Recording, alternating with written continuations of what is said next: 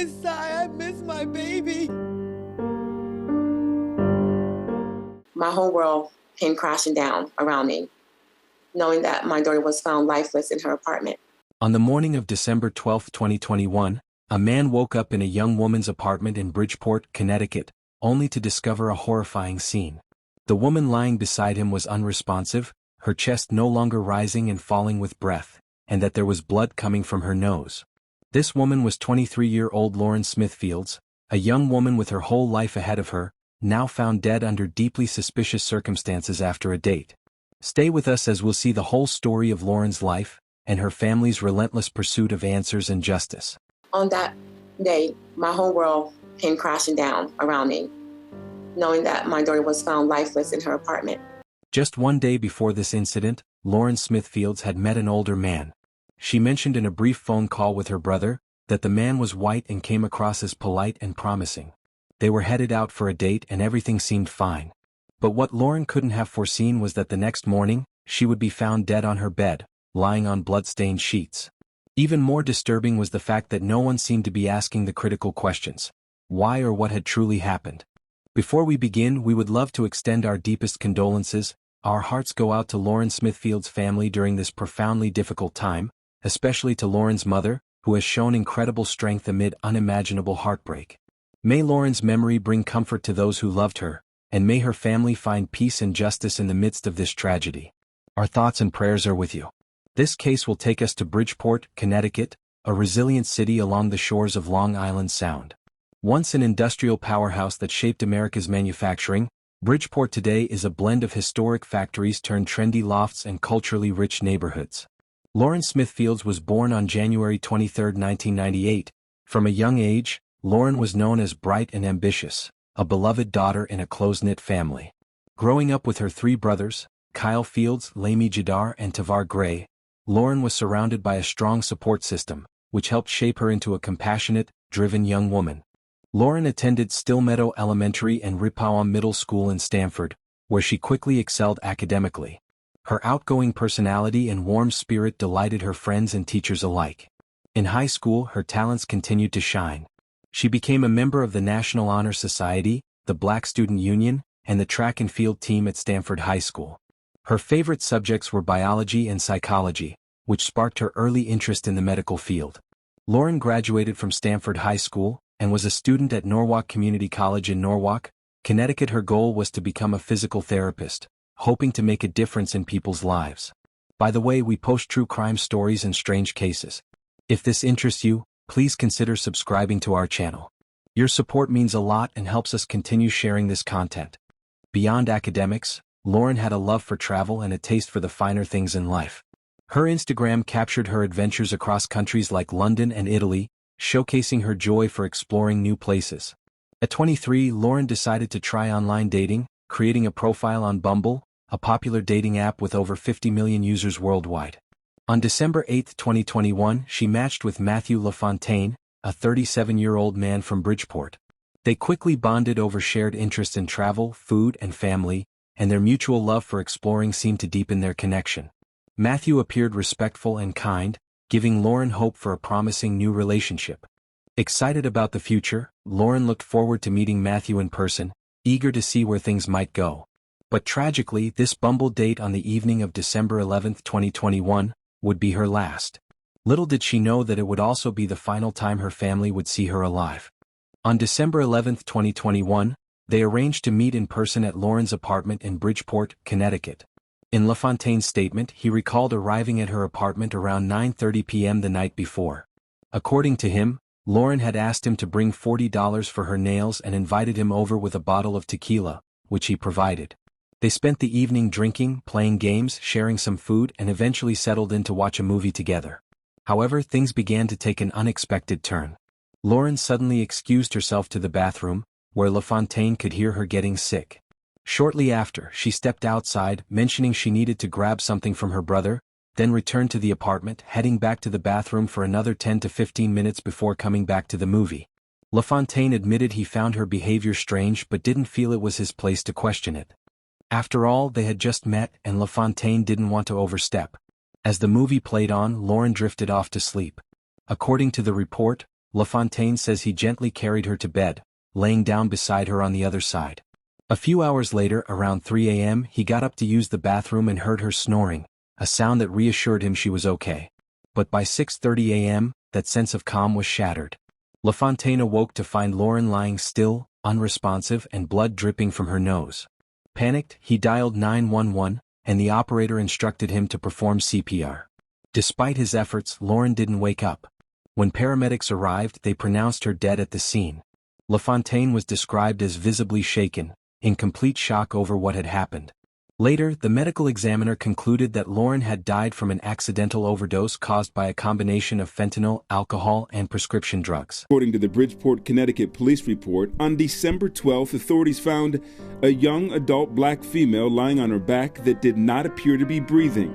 A man who says he met Lauren on a dating app called the police. That man, who we are not identifying, says he had only known her for 3 days and visited her apartment for the first time the night before. The autopsy report for Lauren Smith Fields was released weeks after her death, and its findings shocked her family and the public.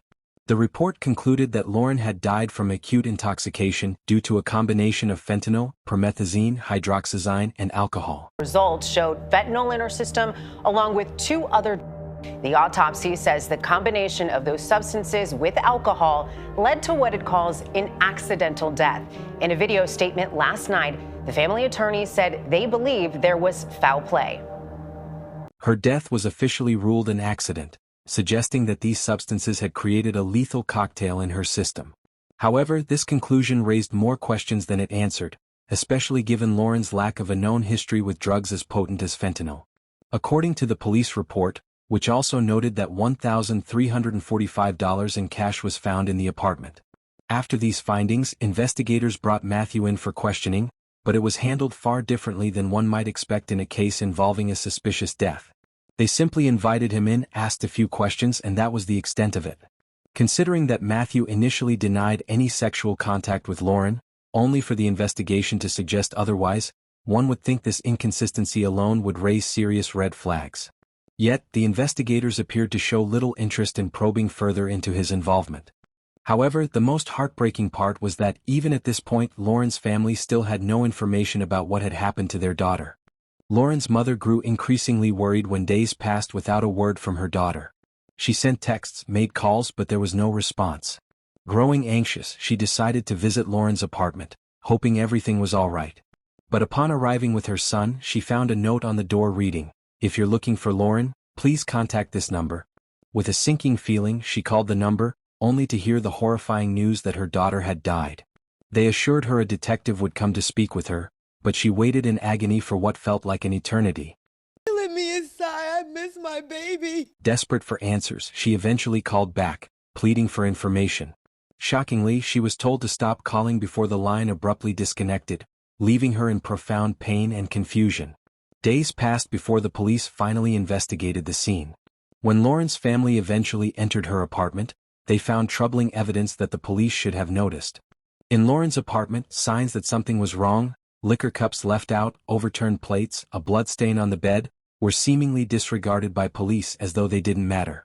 The family says they provided evidence they'd collected to crime scene investigators who arrived for the first time that day, included a bloody sheet and a pill. The family had counted on the authorities to find out what happened, to provide them with some sense of closure. Instead, they were left grieving, with a mother forced to learn about her daughter's tragic death in the most painful way imaginable, and a family haunted by the question of whether they would ever find the answers they deserved. Introduced those drugs to her system, and it wasn't her, and we want answers right now. Lauren's family was devastated by the medical examiner's findings and challenged the autopsy report. They argued that Lauren was not known to use hard drugs and believed that foul play could be involved. They questioned how such a powerful opioid ended up in her system, especially in a lethal mix with alcohol and other sedatives. They felt strongly that the investigation had been inadequate and that Matthew LaFontaine, a man she had only recently met, is the last person to see Lauren alive, should have been investigated more closely. They believed the police had failed to treat Lauren's death with the seriousness it deserved. Refusing to stay silent, the family began speaking out, sharing their frustrations on social media, calling out the Bridgeport Police Department, and demanding answers for Lauren. We want to recover it, and and now it's gone viral. It's not natural for any mother or father to bury their 23-year-old child. Amen. No one is going to discard Lauren Smithfield's my daughter as she's rubbish. They wanted justice for Lauren and aimed to shed light on how cases involving black women are often treated differently. Lauren's second brother, Jadar, recalled the night of December 11th, when he had called her to bring out his basket of clothes he was picking up. He said he hadn't realized anyone else was there. Lauren came out and stayed with him outside for about 10 to 15 minutes before going back inside. To him, she seemed perfectly normal. She didn't look sick, tired, or intoxicated. As he put it, "I'm her second older brother. If I had seen her drunk, I would have asked, 'What are you doing? Why do you look like that?'" Lauren's brother Jadar also disputed LaFontaine's claims, noting that her nails had already been done and didn't need to be redone, especially not for her funeral. With Lauren's mother left to plan her daughter's funeral just days before Christmas, the family's grief was compounded by unanswered questions and a profound sense of injustice. Lauren's mother's grief was profound, and the pain she felt was unmistakable. The family ultimately decided to file a lawsuit against the police department. We don't know how they spoke to the man, if they questioned him, we don't know anything. As far as we know, they just gave him a pat on the back. Going through this over and over again, it's just we're grieving. We got to fight and grieve and be our own prosecutor, be our own investigator. It's crazy. This is nonsense when the police should just do their job. Accusing them of failing to conduct a thorough investigation and violating their civil rights. Their attorney, Darnell Crossland, highlighted how cases involving missing white women often receive greater attention and resources than those involving black women, leaving Lauren's family feeling ignored and disrespected. The case garnered significant public attention, resonating deeply with many, including prominent celebrities. The rapper Cardi B, who was outraged by the family's treatment, spoke out in support. After learning about Smithfield's death and the lack of response from authorities, Cardi B took to Twitter to express her frustration over the perceived injustice. She wrote, "Connecticut, you have failed that young lady." On January 23, 2022, Cardi B voiced her outrage, calling out the media's portrayal of the situation and criticizing Connecticut's failure to act. She tweeted that the narrative around Smithfields was misleading, emphasizing that the man she was with wasn't old as suggested. Her message condemned the framing of the story and firmly held Connecticut accountable for failing young Lauren. Cardi B's vocal criticism led the Bridgeport Police Department to reopen the investigation, which had initially been dismissed as an accidental overdose. Family attorney Darnell Crossland acknowledged that Cardi B's involvement was pivotal in prompting the police to finally take the case seriously. Lauren's family expressed profound gratitude for Cardi B's advocacy, recognizing that her public support brought critical attention to the case and renewed hope for justice. Anyone who would cover it, and now it's gone viral. It's not natural for any mother or father to bury their 23-year-old child. Amen. No one is going to discard Lauren Smithfield's my daughter as she's rubbish. Frustrated by the lack of transparency and perceived mishandling of Lauren Smithfield's case, her family took legal action against the Bridgeport Police Department. They filed a lawsuit, accusing the police of negligence and failure to investigate Lauren's death thoroughly. Their lawsuit claimed that key evidence was disregarded and that the department's response was insufficient, particularly in the early stages when crucial information could have been gathered. The lawsuit also pointed to the delay in notifying the family of Lauren's death and the police's decision to dismiss the last person with her as a suspect without a proper investigation. For Lauren's family, this lawsuit wasn't only about her case, it was about sending a message that every victim's life should be valued, and their loved ones deserve answers. On Sunday, which would have marked her 24th birthday, Lauren Smithfield's family was joined by friends, community members and activists as they marched to the Bridgeport mayor's office, demanding action. They brought a cake, sang happy birthday, and released pink and red balloons into the sky to honor her memory. After the march, Mayor Joseph P. Ganim addressed the crowd, making what seemed to be his first significant comments regarding the case. He confirmed a prior statement from the police department, indicating that the Office of Internal Affairs was investigating how Ms. Smithfield's death had been handled.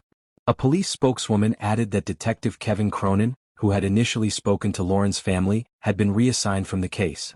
Death notifications should be conducted in a manner that reflects dignity for the deceased and conveys respect and compassion for the family, Mr. Ganim stated. Under pressure from the public, Bridgeport officials Mayor Joseph P. Ganim, police eventually announced that they would investigate further, though many questioned if this action would have been taken without the relentless push from Lauren's family and the community. I once again want to express my condolences to the families of Lauren Smithfields and also the family of Brenda Lee Rawls. After reviewing these matters even more closely, I've now directed Deputy Chief Baraha of the Bridgeport Police Department to immediately put on leave the 2 officers who are the subject of the Bridgeport Internal Affairs investigation. The Bridgeport Police Department is still treating the untimely death of Lauren Smithfields as an active investigation, stated Rebecca Garcia, the chief of police, in a recent announcement. The Smithfields family also launched a GoFundMe campaign to raise funds for hiring their own investigator, recognizing the challenges ahead but resolute in their commitment to discover the truth. A link to Lauren's GoFundMe page is included in this video's description for those who wish to support their efforts. In addition, the family organized public marches and demonstrations to honor Lauren's memory, drawing attention to her story and advocating for justice. Social media campaigns quickly gained traction across the internet, with the hashtag Justice for Lauren hashtag spreading her story far beyond Connecticut. The hashtag has been viewed more than 27 million times on TikTok. Influencers and public figures amplified her family's call for justice, sparking a nationwide conversation about the disparities in how law enforcement handles cases involving Black women. Her friends have used the platform to post videos of Ms. Smithfields, showing her smiling, dancing and joking around. Many people argued that if Lauren had come from a different background, her case might have received quicker attention and a more thorough investigation. Her family's advocacy didn't end there.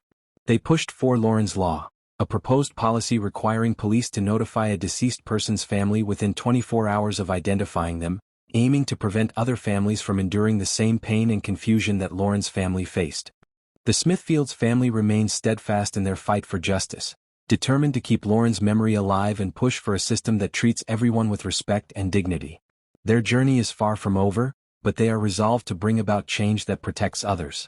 As of this video, Matthew LaFontaine remains free, and the case has yet to see significant progress. We hope that Lauren's family will one day find the justice they deserve and that her memory will be honored.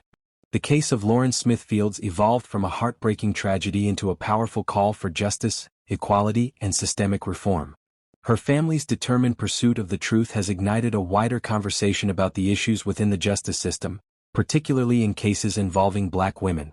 Lauren's story exposed critical flaws in investigative processes, showing how families are often forced to fight for transparency and accountability when their loved ones are involved. Lauren's legacy has become a movement demanding change, highlighting the need for fair treatment, thorough investigations, and unbiased protocols across all communities. Activists, community leaders, and advocates continue to push for police reforms, insisting on mandatory investigations in any case with suspicious elements, regardless of initial judgments, to ensure every family receives the justice they deserve. Once again, we extend our heartfelt condolences to Lauren's family. Over time, we've covered numerous cases where the perpetrator appeared visibly shaken, potentially as a tactic to divert suspicion. However, it's essential to note that there is no concrete evidence linking LaFontaine to her death. We invite our detective-minded audience to weigh in. Do you think this should have been investigated as a murder case, or were the police justified in dismissing it? Was the dismissal a result of an investigation that seemed to reach a dead end, or could underlying racial biases have played a role? Share your thoughts in the comments below. Ultimately, Lauren Smithfield's story stands as a poignant reminder of the need for justice, not only for her but for countless others whose cases remain unresolved. Her family's unwavering pursuit of answers serves as a source of hope for many, keeping Lauren's memory alive, not only in their hearts but in a shared call for fairness, accountability, and transformation within a system they hope will one day uphold justice for all. And if you haven't already, please like this video and subscribe to our channel for more updates.